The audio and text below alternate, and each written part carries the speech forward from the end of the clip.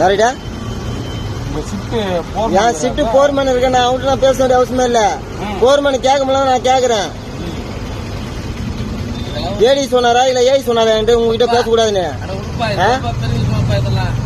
உங்ககிட்ட பேசணும். யாருன்னா சொன்னது எனக்கு பேசக்கூடாதுன்னு? இது எப்போசி கார்டு தானே? இது எங்க ஷிஃப்ட் தானே? இது எங்க ஷிஃப்ட் தானே? இன்னும் ஆண்டிங் கூட பண்ணல. புரியல.